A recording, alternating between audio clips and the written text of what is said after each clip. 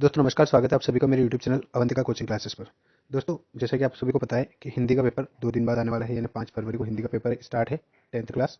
Okay दोस्तों, तो मैं कुछ इंपॉर्टेंट क्वेश्चन लेके आया हूँ। दोस्तों आप याद रखें कि ग्रामर जो है वो लैंग्वेज में सबसे ज़्यादा आती है, यानी व्याकरण। मैं व्याकरण की बात कर रहा हूँ दोस्तों। ओके, तो व्याकरण जो है पेपर में सबसे ज़्यादा पूछी जाएगी, क्वेश्चन आंसर कम पूछे जाएंगे। तो दोस्तों आपको चाहिए कि आप ग्रामर पर ज़्यादा फोकस करें, यानी व्याकरण पर ज़्यादा फोकस करें। ओके, तो दोस्तों मैं आपके लिए वीडियो लेके आया हूँ और इसमें मैं सभी ग्रामर के इंपॉर्टेंट आपको क्वेश्चन बताऊंगा, जिससे कि आप हिंदी के पेपर में 5 फरवरी को, जी हाँ, होने वाले 5 फरवरी को हिंदी का जो पेपर आने वाला है उसमें ज़्यादा से ज़्यादा स्कोर करें। ओके दोस्तों, तो चलिए बिना देर के मैं आपको सारे इंपॉर्टेंट क्वेश्चन बता देता हूँ।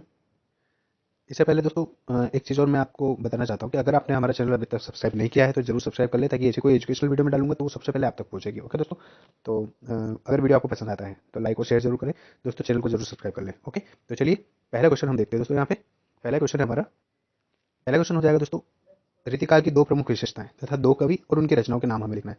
दोस्तों आपको 2 नंबर में क्वेश्चन पूछा जाएगा, या तो आपको पूछा जाएगा रीतिकाल की दो विशेषताएं लिखिए, है ना, या फिर रीतिकाल के दो कवि और उनकी रचनाओं के नाम लिखिए। ऐसा क्वेश्चन आपको दोस्तों पूछा जाएगा।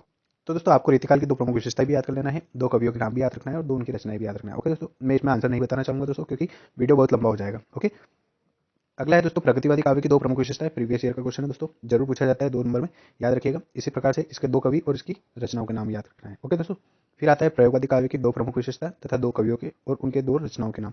दोस्तों अगर आपको किसी क्वेश्चन के आंसर में दिक्कत आती है तो आप मुझे कमेंट करके बता सकते हैं, मैं आपकी जरूर हो सकेगी तो मदद करूंगा। ओके दोस्तों, ठीक है, यहाँ तक समझ में आया 3 क्वेश्चन। आशा करता हूँ आप साथ साथ स्क्रीनशॉट ले रहे होंगे या फिर इसे नोट करते जा रहे होंगे। चौथा क्वेश्चन देख लेते हैं दोस्तों। चौथा क्वेश्चन है हमारा, छायावाद की दो प्रमुख विशेषता, दो कवि तथा उनकी रचनाओं के नाम आपको लिखना है दोस्तों। ओके, छायावाद के, है ना।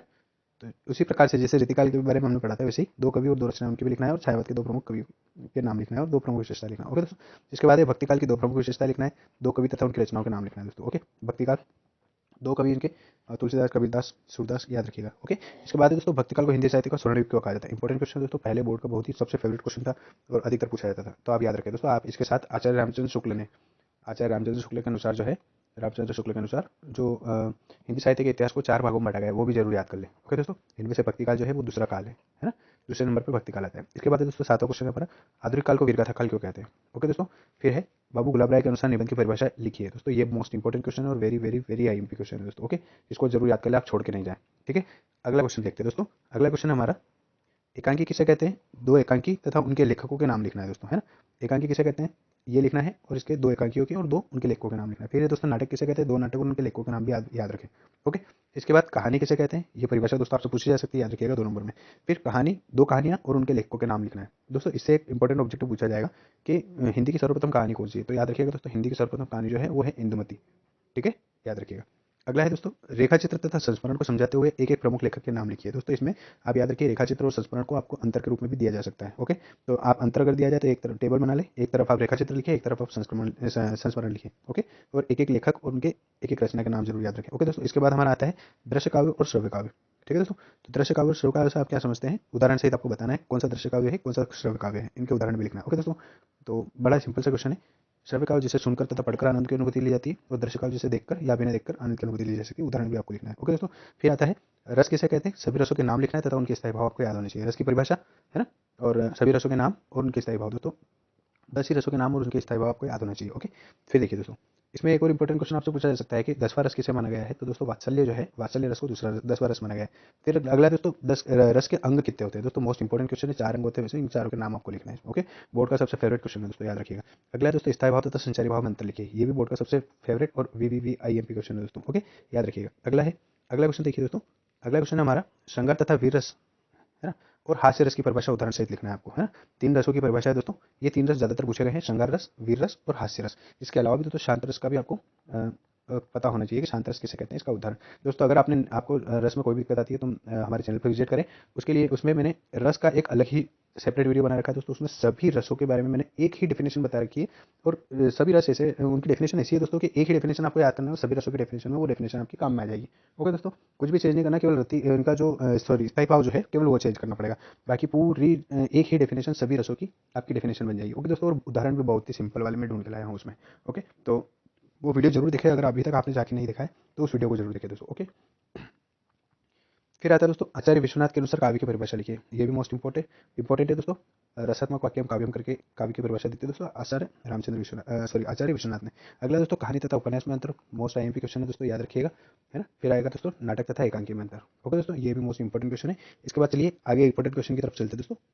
दोस्तों अगला क्वेश्चन आप देख पा रहे हैं, महाकाव्य तथा खंडकाव्य में अंतर लिखना है। ओके दोस्तों, महाकाव्य और खंडकाव्य में अंतर बोर्ड का सबसे मोस्ट फेवरेट क्वेश्चन है, तो याद रखिएगा दोस्तों, इसको याद जरूर कर लेगा, है ना। और दो महाकाव्य के नाम और दो उनकी रचनाएं और रचनाकार के नाम भी, है ना, यानी उनके लेखक के नाम भी याद रखिएगा।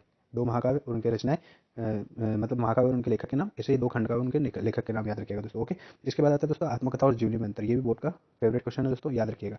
फिर आता है कहानी और उपन्यास में चार अंतर लिखिए दोस्तों। ये भी बोर्ड का सबसे आईएमपी क्वेश्चन है, याद रखिएगा, है ना। इनमें से जो क्वेश्चन दोस्तों मैं आपको बता रहा हूँ, ये बोर्ड के प्रीवियस ईयर के क्वेश्चन है, बहुत बार पूछे गए हैं और इस साल भी आने की बहुत ज़्यादा से ज़्यादा चांसेस है। ओके, इसके बाद है दोस्तों यहाँ पे याद रखिएगा कहानी और उपन्यास जो है इनके तत्व के बारे में वो पूछा जा सकता है दोस्तों, है ना। कहानी और उपन्यास के तत्व, तो दोस्तों इसके 6 तत्व होते हैं। आप चाहें तो ये एक फॉर्मूला है, कपास दे बाहु, इस फॉर्मूले से आप याद रख सकते हैं दोस्तों। क से कथानक, पा से पात्र और चरित्र चित्रण, स से संवाद और कथोपकथन, द से देश काल और वातावरण, भा से भाषा शैली और ऊ से हो जाएगा दोस्तों उद्देश्य। ओके, अगला है दोस्तों संधि तथा समास किसे कहते हैं, इनके भेद लिखिए। संधि और समास आपको याद होना चाहिए दोस्तों, इनमें अंतर भी पूछा जा सकता है, तो याद रखिए संधि और समास में अंतर क्या होता है वो भी आपको याद करना है।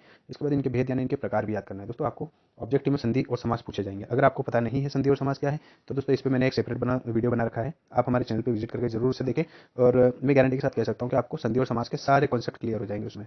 ओके दोस्तों, इसके बाद संधि और समास में अंतर आपको लिखना है दोस्तों। अगर आप ये सारे अंतर जो भी मैं बोल रहा हूँ अगर ये चाहते हैं तो मुझे कमेंट में जरूर करें कि हाँ हमें अंतर चाहिए, है ना। तो मैं इन सभी का आंसर एक वीडियो में आपको अवेलेबल करा दूंगा, और दोस्तों बड़े आसान शब्दों में, है ना, आपको याद रखने में बिल्कुल भी मेहनत नहीं करनी पड़ेगी। ओके दोस्तों, तो संधि और समास में अंतर आपको आना चाहिए दोस्तों, ठीक है।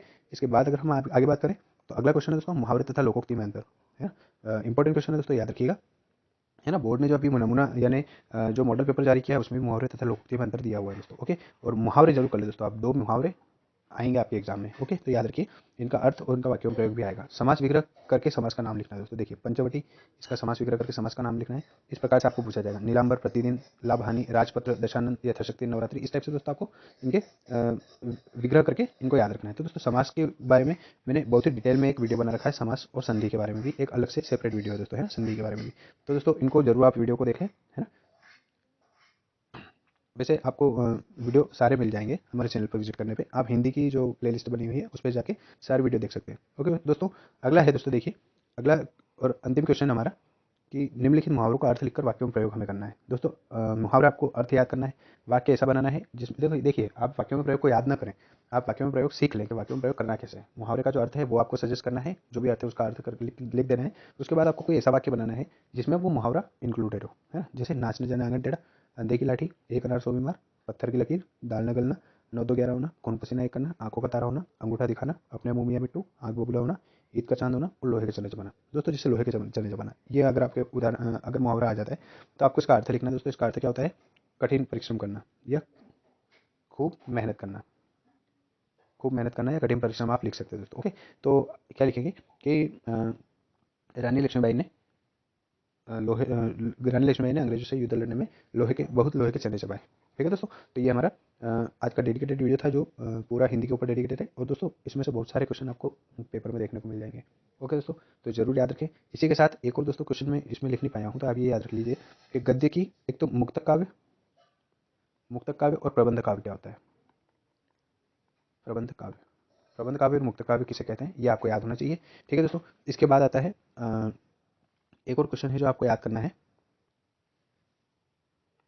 गद्य की प्रमुख विधाएं और गौण विधाएं आपको याद रखना है। ओके दोस्तों, गति की गौण विधाएं बहुत बार पूछा हुआ है, मैं इसमें नहीं लिख पाया हूँ इसलिए आपको बता रहा हूँ कि ये आपको याद करना है। ओके, प्रमुख विधाएं और गौण विधाएं। ठीक है दोस्तों, अगर आपका किसी भी क्वेश्चन का आंसर अगर नहीं पता चलता है या कोई भी कंफ्यूजन है दोस्तों, आप जरूर हमें कमेंट कर भेजें।